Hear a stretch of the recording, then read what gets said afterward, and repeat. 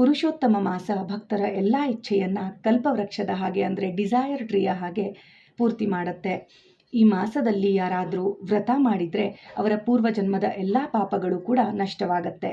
ಮತ್ತು ಈ ಮಾಸದಲ್ಲಿ ದೇವರಿಗೆ ಒಂದು ತುಪ್ಪದ ದೀಪ, ನೈವೇದ್ಯ ಮತ್ತು ಒಂದೇ ಒಂದು ಪುಷ್ಪವನ್ನು ಕೂಡ ಅರ್ಪಿಸಿದರೆ ಅದು 1000 ಪಟ್ಟು ಜಾಸ್ತಿ ಫಲವನ್ನು ಕೊಡುತ್ತೆ.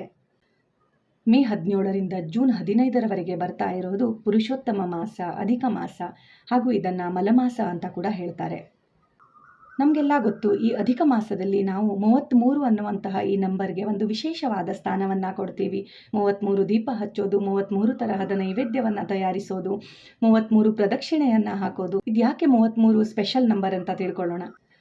ನಮ್ಮ ಹಿಂದೂ ಪಂಚಾಂಗದಲ್ಲಿ ಸೂರ್ಯನ ಒಂದು ವರ್ಷ ಅಂತ ಅಂದರೆ 365 ದಿನ, ಹಾಗೆ ಚಂದ್ರನ ಒಂದು ವರ್ಷ ಅಂತ ಅಂದರೆ ಅದು 354 ದಿನ ಆಗುತ್ತೆ. ಇಲ್ಲಿ 11 ದಿನದ ಡಿಫರೆನ್ಸ್ ಬರುತ್ತೆ. ಹಾಗೆ 3 ವರ್ಷಕ್ಕೆ ಒಂದ್ಸಲ ಈ 11 ದಿನಗಳನ್ನು ಕೂಡಿಸಿದ್ರೆ 33 ಆಗುತ್ತೆ. ಸೊ ಇಲ್ಲಿ ಸಿಕ್ಕಿರುವಂತಹ ಈ 33 ದಿನಗಳನ್ನು ಒಂಥರ ಬೋನಸ್ ಅಂತಾನೆ ಹೇಳಬಹುದು. ಈ ದಿನಗಳನ್ನು ನಾವು ದೇವರ ಸೇವೆಗೆ ಮೀಸಲಿಡ್ತೀವಿ. ಸೊ ಯಾರಿಗೆ ಈ 33 ದಿನಗಳಲ್ಲಿ ಪ್ರತಿದಿನ ದೀಪ ಹಚ್ಚೋದು, ಪ್ರತಿದಿನ ಒಂದು ಪ್ರದಕ್ಷಿಣೆ ತೆಗೆಯೋದು, ಪ್ರತಿದಿನ ನೈವೇದ್ಯ ಮಾಡೋದು ಕಷ್ಟ ಅನಿಸುತ್ತೋ ಅವರು 33 ದಿನದಲ್ಲಿ ಒಂದು ದಿನ 33 ನಂಬರ್ನ ಪ್ರಕಾರ 33 ಪ್ರದಕ್ಷಿಣೆ ತೆಗೆಯೋದು, 33 ದೀಪ ಹಚ್ಚೋದು ಮತ್ತು 33 ನೈವೇದ್ಯವನ್ನು ತಯಾರಿಸೋದು ಮಾಡ್ತಾರೆ. ಫಸ್ಟ್ ಇಲ್ಲಿ ನಾವು ಅಧಿಕ ಮಾಸ ಅಥವಾ ಪುರುಷೋತ್ತಮ ಮಾಸವನ್ನು ಮಲಮಾಸ ಅಂತ ಯಾಕೆ ಕರಿತೀವಿ ಅನ್ನೋದನ್ನು ತಿಳ್ಕೊಳ್ಳೋಣ. ಮಲಮಾಸ ಅಂದರೆ ಮಾಸ ಕೆಟ್ಟದ್ದಲ್ಲ, ನಮ್ಮ ಮೈ, ಮಾತು ಮತ್ತು ಮನಸ್ಸಿನ ಮಲವನ್ನು ತೊಳೆದು ಹಾಕುವಂತಹ ಮಾಸ ಇದು. ಸೊ ಈ 33 ದಿನಗಳಲ್ಲಿ ಹೇಗೆ ನಮ್ಮ ಮಾತು, ಮೈ ಮತ್ತು ಮನಸ್ಸಿನ ಮಲವನ್ನು ತೊಳಿಬಹುದು ಅಂತ ಎಷ್ಟು ಸಿಂಪಲ್ ಆಗುತ್ತೋ ಅಷ್ಟು ಸಿಂಪಲ್ ಆಗಿ ಹೇಳೋದಕ್ಕೆ ಪ್ರಯತ್ನ ಪಡ್ತೀನಿ. ಸೊ ನಾವೆಲ್ಲರೂ ಕೂಡ ಇದನ್ನು ಆಚರಣೆ ಮಾಡಬೇಕು ಅನ್ನೋದು ನನ್ನ ಇಚ್ಛೆ. ಯಾರೂ ಕೂಡ 1-2 ದಿನ ಮಾಡಿ ಅಯ್ಯೋ ನನಗೆ ಮಾಡಲಿಕ್ಕಾಗಲ್ಲ, ಇಷ್ಟು ಸಮಯ ಇಲ್ಲ ಅನ್ನುವಂತಹ ಪರಿಸ್ಥಿತಿನೇ ಬರಬಾರ್ದು. ಪ್ರತಿದಿನ ನೀವು ಮಾಡುವಂತಹ ನಿಮ್ಮ ಕೆಲಸದಲ್ಲಿ ಅರ್ಧ ಗಂಟೆ ಭಗವಂತನಿಗೋಸ್ಕರ ಮೀಸಲಿಡಿ ಅಂತ ರಿಕ್ವೆಸ್ಟ್ ಮಾಡ್ಕೊಳ್ತೀನಿ. ಸೊ ಫಸ್ಟ್ ಅಂದರೆ ಪ್ರತಿದಿನ ಸ್ನಾನ ಮಾಡುವಾಗ ಗಂಗೆ ಯಮುನೆಯ ಹೆಸರನ್ನು ತಗೊಂಡು ಸ್ನಾನ ಮಾಡಿ. ಸೊ ಎರಡನೇದಾಗಿ ದೇವರಿಗೆ ಒಂದು ತುಪ್ಪದ ದೀಪ, ಒಂದು ಪುಷ್ಪ ಮತ್ತು ಒಂದು ನೈವೇದ್ಯವನ್ನು ಇಡಿ. ನೈವೇದ್ಯಕ್ಕೆ ನಿಮಗೆ ಅನುಕೂಲ ಇದ್ದರೆ ಪ್ರತಿದಿನ ಏನಾದರೂ ಸಿಹಿ ತಿಂಡಿಯನ್ನು ಮಾಡಿ ದೇವರಿಗೆ ನೈವೇದ್ಯ ಮಾಡಿ ತಿನ್ನಿ. ಇಲ್ಲ ಅಂತ ಅಂದರೆ ಅಟ್ಲೀಸ್ಟ್ ಸಕ್ಕರೆ ತುಪ್ಪ ಇಲ್ಲ ಒಂದು ಬಾಳೆಹಣ್ಣು, ಮಾವಿನ ಹಣ್ಣು ಏನಾದರೂ ಕೂಡ ಇಡಬಹುದು. ಬಟ್ ನೈವೇದ್ಯ ಅಂತ ಮಾಡಿ ಅದನ್ನು ತಿನ್ನಿ.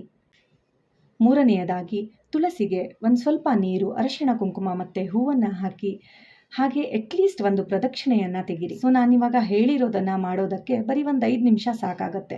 ಸೊ ಇವಾಗ ಮಿಕ್ಕಿರೋ 25 ನಿಮಿಷದಲ್ಲಿ ನಾವೇನು ಮಾಡೋಣ ಅಂತ ಕೇಳಿದ್ರೆ ಅಟ್ಲೀಸ್ಟ್ 5ರಿಂದ 10 ನಿಮಿಷ 108 ದೇವರ ನಾಮವನ್ನು ಜಪ ಮಾಡಿ.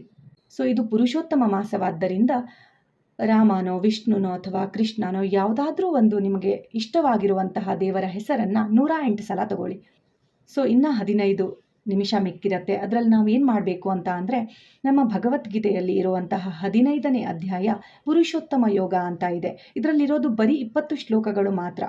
ಪ್ರತಿದಿನ ಇದನ್ನು ಹೇಳೋದಕ್ಕೆ ಟ್ರೈ ಮಾಡಿ. ಈ ಶ್ಲೋಕಗಳನ್ನು ನಿಮಗೆ ಓದಲಿಕ್ಕೆ ಹೇಳೋದಕ್ಕೆ ಕಷ್ಟ ಅನಿಸಿದ್ರೆ ಅಟ್ಲೀಸ್ಟ್ ಯೂಟ್ಯೂಬ್ನಲ್ಲಿ ಪ್ಲೇ ಮಾಡಿ ಇದನ್ನು ಕೇಳಿ. ಹಾಗೆ ನಾವು ಈ ಪುರುಷೋತ್ತಮ ಮಾಸದಲ್ಲಿ ಏನೇ ಸೇವೆಯನ್ನು ದೇವರಿಗೆ ಮಾಡಿರುವಂತಹ ಸೇವೆ ಇರಬಹುದು, ನಾಮಜಪ ಇರಬಹುದು, ದಾನ ಇರಬಹುದು. ಸೊ ಇದೆಲ್ಲ ನಾವು ಒಂದು ಸಲ ಮಾಡಿದ್ರೂ ಕೂಡ 1000 ಪಟ್ಟು ಜಾಸ್ತಿ ಫಲವನ್ನು ಇದು ಕೊಡುತ್ತೆ ಅಂತ ಹೇಳ್ತಾರೆ. ಸೊ ಈ ಪುರುಷೋತ್ತಮ ಮಾಸದಲ್ಲಿ ದೇವರ ನಾಮಸ್ಮರಣೆ ಅಥವಾ ಕಥೆ ಯಾಕೆ ತುಂಬ ಇಂಪಾರ್ಟೆಂಟ್, ಇದಕ್ಕೆ ಯಾಕೆ ಅಷ್ಟು ಮಹತ್ವವನ್ನು ಕೊಡ್ತಾರೆ ಅಂತ ಕೇಳಿದ್ರೆ ಇಲ್ಲೊಂದು ಚಿಕ್ಕ ಕಥೆ ಇದೆ. ಭಾಗವತಂನ 3ನೇ ಸ್ಕಂದದಲ್ಲಿ ಒಂದು ಸಂದರ್ಭ ಬರುತ್ತೆ. ಸನಕಾದಿಗಳು ದೇವರ ದರ್ಶನಕ್ಕೆ ಅಂತ ಹೋದಾಗ ಅರಮನೆಯ ದ್ವಾರಪಾಲಕರು ಸನಕಾದಿಗಳನ್ನು ತಡೀತಾರೆ. ತಡೆದಿದ್ದಕ್ಕೆ ಕೋಪ ಬಂದು ಸನಕಾದಿಗಳು ದ್ವಾರಪಾಲಕರಿಗೆ ಶಾಪವನ್ನು ಕೊಟ್ಬಿಡ್ತಾರೆ. ಶಾಪ ಕೊಟ್ಟಾದ್ಮೇಲೆ ಅವ್ರಿಗನ್ಸತ್ತೆ ಅಯ್ಯೋ ನಾವು ತುಂಬ ದೊಡ್ಡ ತಪ್ಪು ಮಾಡಿಬಿಟ್ಟಿದ್ದೀವಿ, ನಾವು ಶಾಪ ಕೊಡಬಾರ್ದಿತ್ತು ಅಂತ. ಅಷ್ಟರಲ್ಲಿ ಭಗವಂತ ಹೊರಗಡೆ ಬಂದಾಗ ಸನಕಾದಿಗಳು ಭಗವಂತನಿಗೆ ನಮಸ್ಕಾರ ಮಾಡಿ ಕಾಲಿಗೆ ಬಿದ್ದು ಕ್ಷಮೆ ಕೇಳ್ತಾರೆ.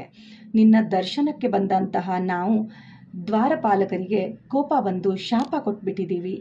ಎಲ್ಲೋ ಒಂದ್ಸಲ ಅಪರೂಪಕ್ಕೆ ನಿನ್ನ ದರ್ಶನಕ್ಕೆ ಬರುವಂತಹ ನಾವೆಲ್ಲಿ, ಸದಾ ನಿನ್ನ ಅರಮನೆಯ ದ್ವಾರವನ್ನು ಕಾಯುವಂತಹ ಈ ದ್ವಾರಪಾಲಕರೆಲ್ಲಿ ಅಂತ.